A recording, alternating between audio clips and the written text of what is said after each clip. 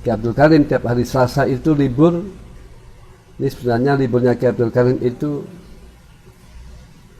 beliau informasinya datang ke Dempul itu mengajar jin-jin, mulai ngaji kepada jin-jin.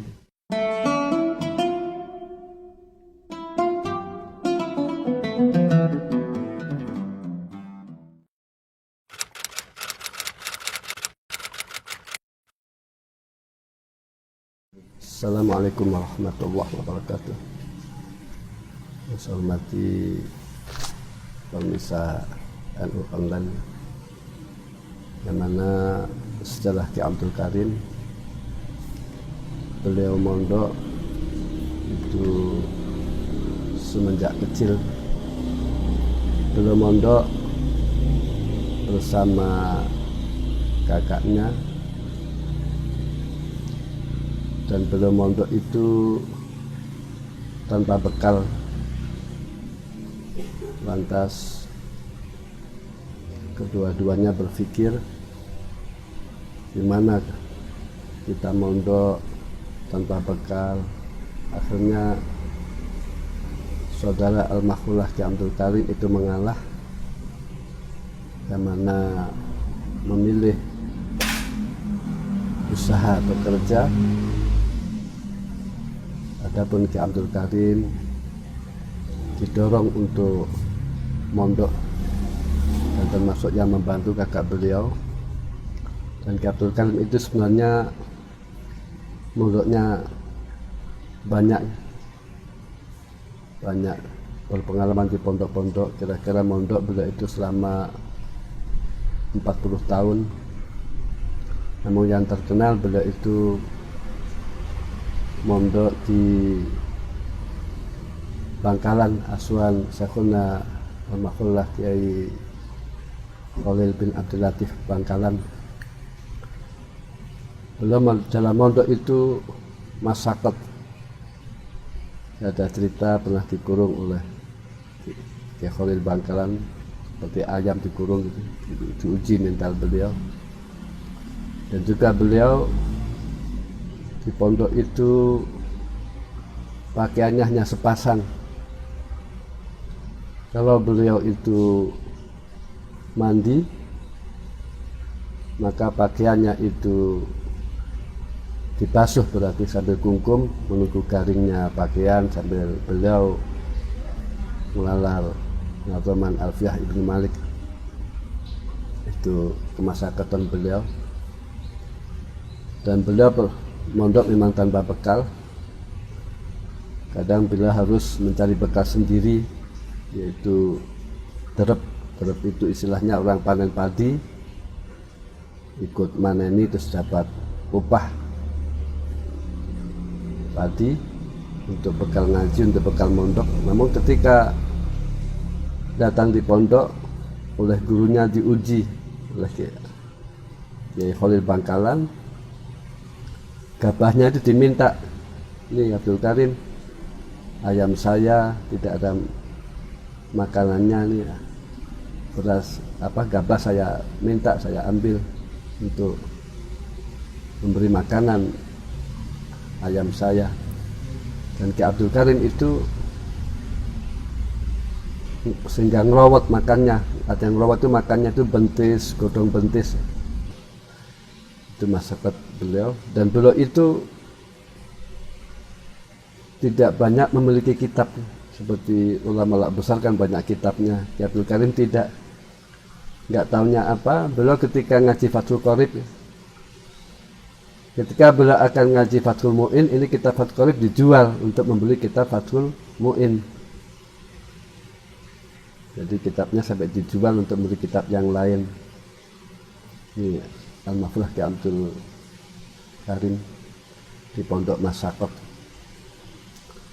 Gak tahunya orang-orang dahulu yang berhasil mengaji itu berlatar belakang orang yang masakot, orang yang rekoso, di pondok tidak enak-enakan.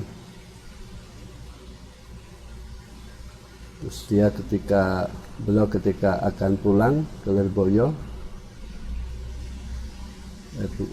akan pulang ke mana? Magelang ya, belum di Lirboyo. Beliau itu singgah di pondoknya Al-Mahfullah Kiai Muhammad Hasyim Asy'ari, salah satu pendiri NU. Beliau kira-kira di situ 5 tahun, beliau di situ mengajar kitab Nahwu Shorof, dan bahkan yang menjodohkan Al-Mahfullah Kiai Abdul Karim itu Al-Mahfullah Kiai Haji Muhammad Hasyim Asy'ari, salah satu pendiri NU, yang menjodohkan beliau, dijodohkan dengan putri dari Kiai Soleh Banjarmati Kediri. Dan Kiai Soleh itu menantunya kiai-kiai besar, di antara Kiai Dahlan bin Soleh yang menurunkan Kiai Ihsan Jampes, yang terkenal dengan karangannya kitab Sirajul Thalibin. Terus menantunya lagi Kiai Ma'ruf Dungru. Terus menantunya lagi Kiai Abdul Karim. Di samping itu ada menantu-menantu yang lain. Nah, beliau ketika menjadi menantu Kiai Soleh, lantas beliau ditempatkan oleh Kiai Soleh, Kiai Abdul Karim ditempatkan di Lirboyo.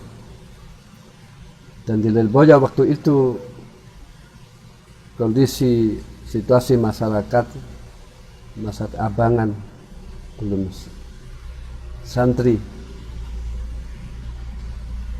namun lambat laun, sedikit demi sedikit, lambat laun masyarakat menjadi baiknya. Ini merupakan pelajaran bahwasannya seorang kiai bertempat di suatu daerah ini harus memikirkan bagaimana supaya masyarakat menjadi baiknya. Alhamdulillah sekarang Lirboyo sudah agak mending, baik. Dan Kiai Abdul Karim itu sebenarnya juga berteman pula dengan Kiai Hasyim Asy'ari ketika di mondok di Bangkalan. Juga Kiai Abdul Karim berteman pula dengan Kiai Abdul Wahab Hasbullah. Bahkan ketika sudah cerita masyhur, ketika Kiai Abdul Karim itu meninggal dunia, yang menalkin yaitu Al-Mahfullah Kiai Haji Abdul Wahab Hasbullah. Sampai NU saja ditanyakan, kalau tanya partainya apa, jawab saja partai NU. Nggak tahunya Kiai Wahab menanyakan NU itu sebenarnya ditalkin itu orang-orang yang hadir di jenazahnya Kiai Abdul Karim ketika dikubur. Dan Kiai Abdul Karim pada waktu bertempat di Lirboyo itu di samping masyarakatnya tidak mendukung dengan kepesantrenan, samping itu Lirboyo termasuk daerah yang angker, banyak jin-jin, sehingga jinnya tersebut itu oleh Kiai Abdul Karim dipindah di Desa Dempul. Kiai Abdul Karim tiap hari Selasa itu libur. Ini sebenarnya liburnya Kiai Abdul Karim itu beliau informasinya datang ke Dempul itu mengajar jin-jin, mulai ngaji kepada jin-jin. Di liburnya itu. Kiai Abdul Karim di antara sejarah beliau itu, walaupun di pondok ngupani santri, ini informasinya seolah Kiai Abdul Karim itu ketika jadi santri dan jadi kiai tidak berubah. Artinya ya tetap tidak hidup sebagai orang yang zuhud, yang qanaah. Kan biasanya Kiai kan tidak demikian. Ketika di pondok masakot, kangelan, namun ketika di rumah kan berubah ya. Berubah gaya kehidupannya. Bagi Abdul Karim tidak. Informasinya tetap puasa seperti di pondok masakot.